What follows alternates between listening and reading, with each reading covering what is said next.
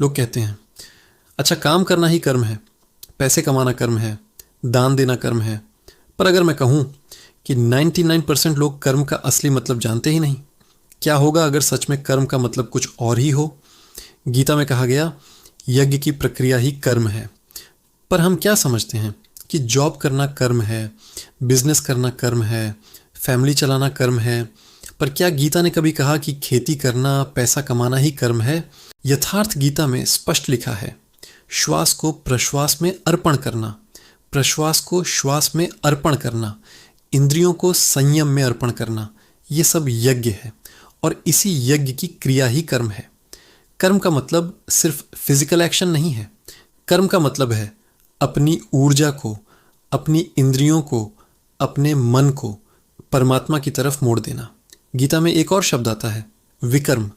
विकर्म मतलब विकल्प शून्य कर्म। जो महान पुरुष प्राप्त हो चुके हैं उनका कर्म न लाभ देता है न हानि, वह सिर्फ जगत के हित के लिए करते हैं। तो फिर सवाल ये है, क्या हम सच में कर्म कर रहे हैं या सिर्फ रिएक्शन दे रहे हैं? अगर कर्म सिर्फ पैसा कमाना होता तो सबसे अमीर लोग सबसे शांत होते। असली कर्म है अपने अंदर की अग्नि में अपनी वासनाओं को अर्पण करना। असली कर्म है अपने मन को नियंत्रित करना। असली कर्म है परमात्मा की तरफ चलना।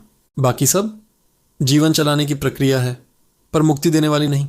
आज से सोचो, तुम जो कर रहे हो क्या वह कर्म है या सिर्फ क्रिया?